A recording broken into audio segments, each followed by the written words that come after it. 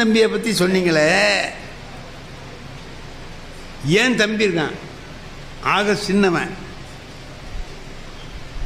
அவன் இப்போ அவன் கணக்கு வாத்தியாராக இருந்து ரிட்டையர் ஆகிட்டான். எம்எஸ்சி எல்லாம் படித்து ரிட்டையர் ஆகிட்டான். அவன் சின்ன பிள்ளையாக இருக்கிற காலத்தில் நான் தான் அவனை சைக்கிளில் அழைச்சிக்கிட்டு போய் கடத்திருக்கலாம் அழைச்சிட்டு போவேன். பின்னால் சின்ன பிள்ளை. அவன் என்ன செய்வான்னு கேட்டிங்கன்னா, ஒரு பழக்கம், எதை கேட்டாலும் 5 5ன்னு தான் சொல்லுவான். அவனுக்கு தெரிஞ்ச ஒரே நம்பர் 5 தான். தண்ணி குடிச்சியாடா? எவ்வளோ குடிச்ச? 5. சோறு தின்னே 5 5 சோறு தின்ட்டாரான். அதான் 5 நம்பரை தவிர அவனுக்கு வேறு நம்பர் தெரியாது. இதுமாரி ஒரு நாள் அவனை அழைச்சிக்கிட்டு எங்கள் அப்பா ₹1 காசு கொடுத்தார். ₹1 காசு கொடுத்தா ₹1 8 பொட்டலம் பகோடா பொட்டலம், அரையனா ஒரு பொட்டலம், 8 அரை 4 அணா. அந்த காலத்தில் உள்ளது 4 அணா கணக்கு. 4 அணாவுக்கு 8 பொட்டலம், அரை அரைனா ஒரு பொட்டலம். அதில் 8 பொட்டலம் வாங்கிட்டு போய் எல்லோரும் சாப்பிடுங்கடான்னு சொல்லி கொடுத்தேன். நான் அந்த கடையில் போய் தெரிஞ்சவர், அவர்கிட்ட போய் ஒரு ₹1 பக்கோடா பொட்டலம் கொடுங்கன்னு. அவர் ஒரு 3 பொட்டலத்தை போட்டார். போட்டுட்டு என் தம்பியை பார்த்து, டேய் இன்னும் எத்தனை போடணும் அப்படின்னார். அவனுக்கு தான் தெரியும் 5ன்னா. அவ்வளோதான் அவன் சொன்னான். அவன் இன்னும் 2 பொட்டலம் போட்டு கேட்டாலும் 5ன்னு தான் சொல்லுவான். ஆனால் அவருக்கு கரெக்டாக கேட்டார். 3 போட்டுட்டு இன்னும் எத்தனைடா போடணுன்னார். 5ன்னா. அவர் மாமா ஒருத்தன் நின்றுக்கிட்டு தான், பெரிய பையன், விட்டாரு அரை. அவன் காலில் விழுவிடா, காலில் விழுவிட. இத்தனையோண்டு இருக்கிறான், என்ன கரெக்டாக சொல்கிறான் பத்தியான்னு நான் பார்த்தேன். இதுக்கு பிறகு நின்னா இன்னும் 2 போட்டுட்டு கேட்பார். இவன் அப்பவும் 5ன்னு தான் சொல்லுவான். நம்ம கதை கந்தலாக போடும் அப்படின்ட்டு சரி சரி போகிறேன், அது எப்படியெல்லாம் அடிக்காதீங்க, நான் வர்றேன்ட்டு கிளம்பி வந்துட்டேன். இன்றைக்கி அவன் யாருன்னு கேட்டால், கணக்கு வாத்தியாரில் அந்த ஊரில் பெரிய கெட்டிக்காரனாகிறான். அவன் அவங்ககிட்ட டியூஷன் படித்தாக்கா பாஸ் பண்ணுவாங்கங்கிற பேர்லாம் இருக்குது கணக்கில் அவங்ககிட்ட. அப்படிலாம் பேர் வாங்கிட்டான். இப்போ நான் பார்க்குற போது எனக்கு அந்த நினப்பு வருது, இவனை அழைச்சிக்கிட்டு போனோமே, இவன் 5ன்னு சொல்லி நல்ல பேர் வாங்கினானே. குடும்பத்துக்குள்ள ஒற்றுமை அப்படிங்கிறது சில சமயத்தில் இருக்கும், சில சமயத்தில் இருக்காது. 2 பேரும் ஒரே மாதிரி இருந்தால் இருக்காது. நான் இருக்கிற மாதிரி என் அண்ணன் இருந்தாருன்னா சண்டை வரும். எங்கள் அப்பாட்ட எப்போ சட்டை கேட்டாலும் எங்கள் அப்பா என்ன பண்ணுவார், இங்கே வர என்னடா சட்டையெல்லாம் கிழிஞ்சு போயிருக்குப்பா, வேறு சட்டை புதுசாக வேணும். அதானே வேணும், இங்கே வா. உடனே கொடுப்பாரு சார், உடனே சட்டையை எடுத்து கொடுப்பார். எங்கள் அண்ணன் சட்டையை எடுத்து எனக்கு போட்டது இல்லை சார், அவர் சட்டையை தான் கொடுப்பார். நான் ஏன்பா புது சட்டை ஒன்று தைச்சி கொடுக்கப்படாதாப்பா அப்படிம்பா. அதுக்கு அவர் சொல்லுவார், உனக்கு இது புதுசு தானேடாம்ப, இதுக்கு முந்தைய நீ போட்டிருக்கியோ பட, புதுசாக இருந்தால் என்ன பழசாக ஏதோ ஒன்று மேலே போட அப்படின்ட்டு. அவ்வளோதான். நான் அதுக்கு பிறகு கூட்டாளிலாம் சொல்லுவான், ஏன்டா இந்த மாதிரியே போறியே, உனக்கு புது சட்டையே கிடைக்காதுடா, உன் வாழ்க்கையில் கிடைக்காது அப்படின்னா. இப்போ என்னடா பண்ணுறதுன்னு அதுக்கு ஒருத்தன் சொன்னான், இப்படியே இருந்தீங்கன்னா சரியாக வராது, நான் சொல்கிறபடி உன்னோட உணவு முறையை மாற்றுன்ட்டான். 4 இட்லி சாப்பிட்டதை 8 இட்லி ஆக்கினான். அதை இதை சாப்பிட வச்சான். அதுக்கு பிறகு பாருங்கள், எங்கள் அண்ணன் சட்டை எனக்கு பத்தலை, அவர் எடுத்து தான் கொடுப்பாரு, போட முடியலையே அப்படிங்கிறது. அதுக்கு பிறகு என்ன ஆச்சுன்னா, எங்கள் அண்ணன் சட்டை கேட்டார்னா என் சட்டையை எடுத்து கொடுக்க ஆரம்பிச்சிட்டார்.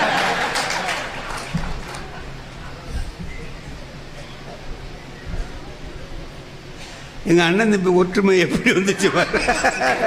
நீங்கள் என்னமோ இல்லை இல்லைங்கிறீங்களே, நாங்கள் பண்ண ஒற்றுமையாம்மா, எங்களோட ஒற்றுமையை விட என்னம்மா ஒற்றுமை இருக்குது.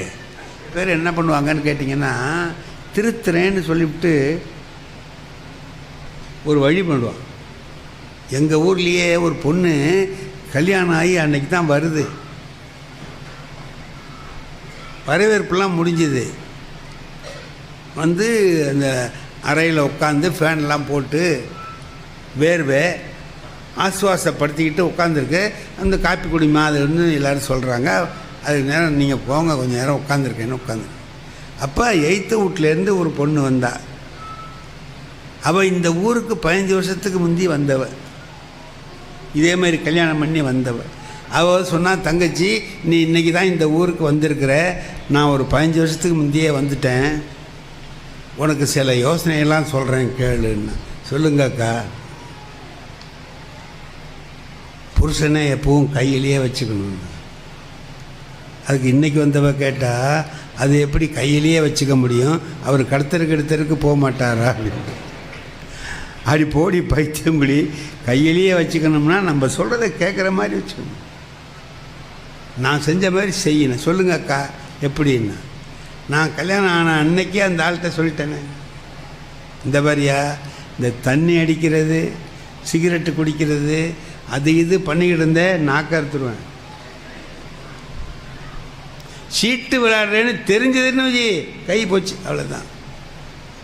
அவன்கிட்ட பேசினேன், இவன்கிட்ட பேசினேன், நேரம் கழிச்சு வந்தேன் காலை அப்படின்னா, இப்படிலாம் சொல்லு நீ. நானும் அப்படி தான் சொன்னேன். அதுக்கு இன்றைக்கி வந்தவ கேட்டால், நீங்கள் சொன்னதெல்லாம் சரியக்கா, அவங்க அதை கேட்டு திருந்திட்டாங்களான்னு.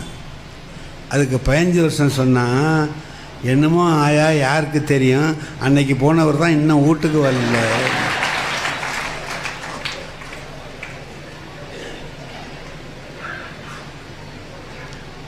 அப்போ இன்றைக்கி வந்தவ கேட்டால், நீங்கள் சொல்லித்தான் அவர் ஓடி போயிட்டாருங்கிறீங்களே, அதே யோசனையை எனக்கும் சொல்கிறீங்களே ஏன் கான்னு கேட்டால், இல்லை நான் ஒண்டியாக இருக்கேன்ல, நீங்கள் வந்தீங்கன்னா.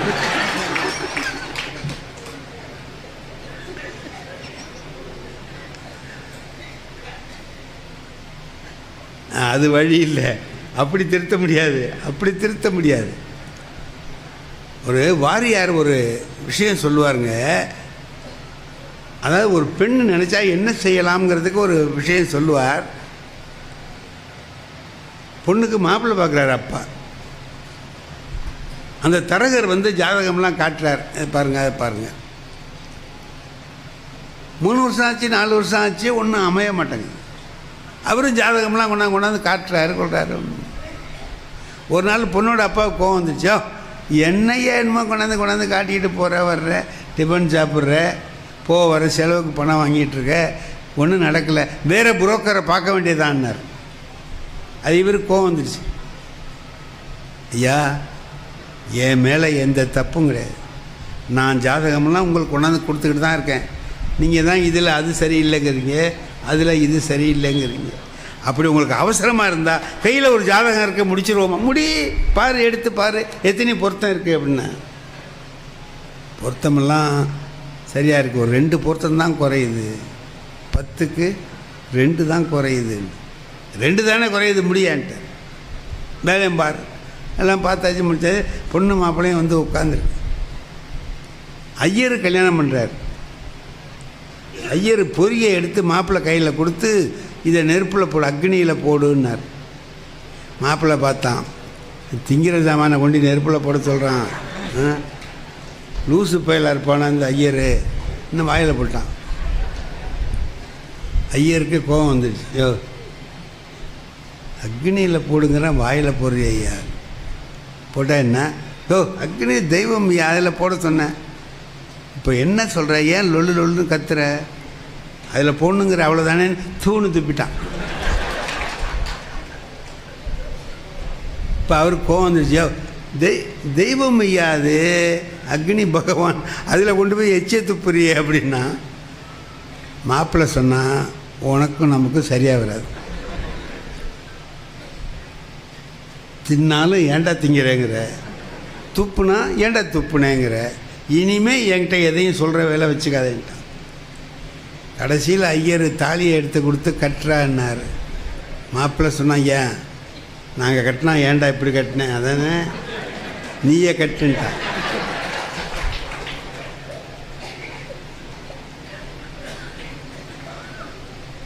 பொண்ணோட அப்பா, இவன் என்னடா இப்படி இருக்கான், அவன் தாலியையே ஆள் விட்டு கட்ட சொல்கிறான், இவன் என்னடா இந்த பயம்ட்டு, இங்கே வாயான்னு தரகனை கூப்பிட்டாயினுமோ 2 தான் குறைச்சேன்னு, இவன் தாலியையே ஆள் விட்டு கட்ட சொல்கிறான் ஐயா அப்படின்னா. நான் 2 குறைச்சேன்னு சொன்னேனே, நீங்கள் என்னன்னு கேட்டிங்களான்னு கேட்டேன். சொல்லியா என்னன்னா, சொந்தமாகவும் தெரியாது, சொன்னாலும் கேட்க மாட்டான். இது 2 தவிர பாக்கியெல்லாம் இருக்குன்னா. பொண்ணோட அப்பா சொன்னான், இது 2 தவிர பாக்கி இருந்தா என்ன, இல்லாட்டி என்னடா. முக்கியமாக இருக்க வேண்டியது இதுதான். இதே இல்லைங்கிற நீ, அதாவது அந்த மாதிரி உள்ள ஒருத்தனை சொந்தமாகவும் தெரியாது, சொன்னாலும் கேட்க தெரிஞ்சவங்க சொன்னாலும் கேட்க மாட்டான். அது மாதிரி ஒருத்தனை கல்யாணம் பண்ணுற மனைவி கூட அவனை பக்குவமாக திருத்திடுவான்னு சொல்லி சொன்னான். திருத்தி அவனை எல்லாம் தெரிஞ்சவனாக ஆக்கிட முடியும் அப்படின்னு சொல்லி சொன்னார். அதை மாதிரி ஒரு கணவன் மனைவி 2 பேருமா இருக்கிற போது வாழ்க்கையில் நாம் தெரிந்து கொள்ள வேண்டிய அறிஞர் அண்ணா அவர்கள் என்ன செய்வார்னு கேட்டிங்கன்னா, திருமணத்தில் பேசுகிற போது ஒரு அழகான செய்தி சொல்வார். நல்ல செய்தி நான் கேட்டிருக்கேன். அந்தனப்பேட்டைன்னு ஒரு ஊர், அதில் வந்து ஒரு கல்யாணம் பண்ணி வச்சார். இப்போ பேசுகிறார், கணவன் மனைவி எப்படி இருக்கணும்னா, கணவன் ஒரு நாள் மனைவிட்டு சொல்கிறாரு, இன்னைக்கு நாளைக்கு லீவாக இருக்குது, நம்ம 2 பேரும் எங்கேயாவது வெளியூருக்கு போயிட்டு வரலாமே அப்படின்னா. போவோமேங்க அப்படின்னா, ஏதாவது செஞ்சு எடுத்துகிட்டு வா, போகிற இடத்துல அங்கே இருந்து சாப்பிட்டுட்டு வரலாம். கல்லணைக்கு போவோமா அப்படின்னு கேட்குறாரு. போவோங்க. மறுநாள் எல்லாம் எடுத்துக்கிட்டு கல்லணையெல்லாம் சுற்றி பார்க்குறாங்க. பார்த்துட்டு வந்து ஒரு இடத்துல உட்காந்து சாப்பிட்றாங்க. அந்த அம்மா புளி சாதத்தை எடுத்து ஒரு தட்டில் வைக்கிது, வச்சு இந்தாங்க சாப்பிடுங்கன்னு. அவர் சொல்கிறாரு, தட்டில் வச்சு கொடுக்கறதுக்காக இவ்வளோ தூரம் வந்தோம், எடுத்து எனக்கு கொடு, என் வாயில் நீ ஊட்டி விடு அப்படிங்கிறார். ஐயா அப்படின்னா, ஆமாம். அது பக்கத்தில் பார்த்து யாரும் பார்க்குறானான்னு பார்த்துட்டு எடுத்து வாயில் கொடுத்தது. வாங்கினவன் உடனே சொல்கிறான், ஆமாம் நீ என்ன சொன்ன, என்ன செய்கிற அப்படின்னா. அவள் பயந்துட்டான். என்ன எதுன்னா, புதுசாக தானே கொண்டாருன்னு சொன்னேன். ஆமாம். சக்கரை பொங்கல் கொண்டாந்துருக்குற இல்லைங்களே, புளிசாதம் தான் நான் கொண்டு வந்து. அறிவு இருக்கா அவனுக்கு? புளிசாதம்னு சொன்னேன், சக்கரை பொங்கல் எடுத்துருக்குற அப்படின்னா. இல்லைங்க அப்படின்னா, இந்த பார் நான் எடுத்து சாப்பிட்டு பாருன்னு இவன் கையில் எடுத்து அவளுக்கு கொஞ்சம் ஊட்டி விட்றான். அவளை ஊட்டி விட சொன்னான், இவனும் அவளுக்கு ஊட்டி விட்டான். அவள் சாப்பிட்டு போது, இல்லைங்களே புளிசோறு தானேங்க இருக்குன்னா. அப்படியா, உன் கையால் கொடுத்தவொடனே சக்கரை பொங்கலாக போயிட்டு அப்படின்னு சொல்கிறான். அப்போ அவனை எடுத்து கையை எடுத்து அந்த அம்மா முத்தம் கொடுக்குறா. இதுதான் வாழ்க்கைன்னு, இதுதான் வாழ்க்கை. கணவன் மனைவிங்கிறவங்க இப்படி இருக்கணும். இப்படி ஒருவரை ஒருவர் பாராட்டி, ஒருத்தர் செய்கிறத இன்னொருத்தர் பாராட்டு. இப்போ புளி சோதமாக இது சக்கரை பொங்கலான்னு கேட்ட உடனே அந்த அம்மாவுக்கு எவ்வளவு மகிழ்ச்சியாக இருந்திருக்கும். கணவர் நம்ம மேலே எவ்வளவு அன்பாக இருக்கிறார் அப்படின்னு சொல்லிட்டு அதை பார்த்துட்டு செய்கிறது. அப்படி செய்தால் அந்த குடும்பம் நல்லா இருக்கும். அந்த குடும்பத்தில் அப்படி தான் இருக்கணும்னா. 2015 ஒரு பெரிய வெள்ளம் வந்தது சென்னையில். சென்னையே மிதந்தது. அப்போ இந்த தாம்பரத்துக்கு பக்கத்தில் ஒரு நிறை மாத கர்ப்பிணி, அவங்க வீட்டுக்குள்ளெல்லாம் வெள்ளம் வந்துடுது.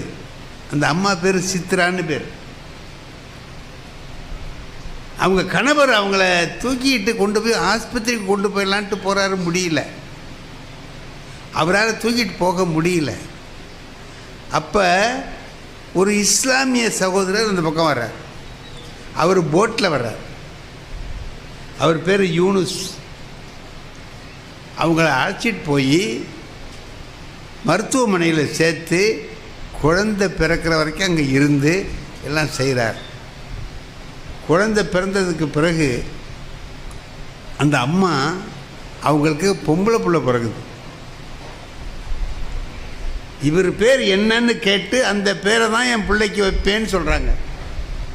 அவர் சொல்கிறார், ஆம்பளைக்கு வைக்கிற பேருமா, பெண் குழந்தைக்கு அதை வைக்க முடியாதுன்னு சொல்கிறார். அது எதாக இருந்தாலும் உன் பேர் தான் ஏன் போயான்ட்டார்.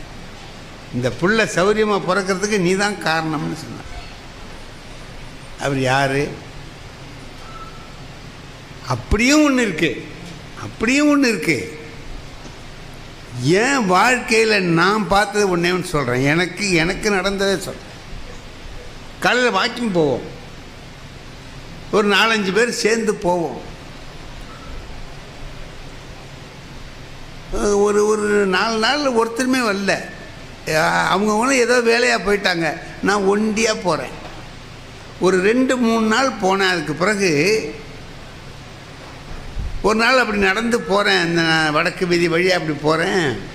என் பின்னால் ஒரு அம்மா வராங்க. எத்தனையோ பேர் வாக்கிங் போகிறாங்க, அவங்க பாட்டுக்கு போவாங்க வருவாங்க. ஆனால் அவங்க என்ன செய்கிறாங்கன்னு கேட்டால், நான் நின்னா அவங்க நின்றுடுறாங்க. யாராவது வந்து எதுக்க பேசிகிட்டு இருந்தேன்னா அது வரைக்கும் அந்த அம்மா நிற்கிறாங்க. அப்புறம் நான் நடக்கும்போது வர்றாங்க. நான் கடையில் ஏதாவது வாங்கலாட்டாங்க நின்னேன்னா அங்கேயே நின்றுடுறாங்க. இது மாதிரி ஒரு நாள் இல்லை, 2 நாள் இல்லை, 3 நாள் நடக்குது. என்னால் அதுக்கு பிறகு சும்மா இருக்க முடியல. அந்த அம்மாட்ட கேட்டேன், நீங்கள் யாரும்மான்னு கேட்டேன். அந்த அம்மா ஒரு இஸ்லாமிய முஸ்லீம் பெண். அங்கே வாங்க, இங்கே தான் எங்கள் வீடு இருக்குன்னாங்க. சரின்னு போனேன். போனால் அவங்க வீட்டுக்காரருக்கு ஒரு கால் இல்லைங்க. அந்த கையால் மிதிக்கிற வண்டியில் தான் அவர் போகிறார். சாக்கு கடையில் வேலை செய்கிறார். அவர் அந்த திண்ணையில் உட்காந்துருக்கார். அவர் என்னை பார்த்தவொன்னே, ஐயா அழைச்சிட்டு வந்தியா, சரி டீ போடு ஐயாவுக்கு. அப்போ தான் அவர் சொன்னார், நான் இங்கே உட்காந்துட்டு பார்ப்பேன், நீங்கள் எல்லோருடையும் சேர்ந்து போவீங்க. ஒரு 2-3 நாளாக தனியாக போகிறீங்க, வயசான காலத்தில் தனியாக போகிறீங்களே, ஒரு உதவி இல்லாமன்னு என் மனைவிகிட்ட சொன்னேன். நீயும் வாக்கிங் தான் போகிற, அப்புறமா போகிற, ஐயாவோட சேர்ந்து போயேன், ஒரு துணையாக இருக்கும்னு சொன்னேன். அதனால தான் வந்தாங்கன்னார். நான் அழுதுட்டேன். இப்படி இந்த பாசத்தை காட்டுற அன்பு ஒரு பக்கத்தில் இன்றைக்கி இருக்குது, அதுவும் ஒரு இடத்துல இருக்குது. சொந்த அண்ணன் தம்பி சண்டை போட்டுக்கிறதும் இருக்குது. இந்த மாதிரி ஒற்றுமை மேலும் மேலும் மேலும் மேலும் வளரணும் அப்படிங்கிறதுக்காக தான் நாம் என்ன செய்கிறோம்னு சொன்னால், இன்றைக்கி நான் ஒரு தலைப்பு கொடுத்தேன், எல்லாமே இன்பமயம் அப்படின்னு.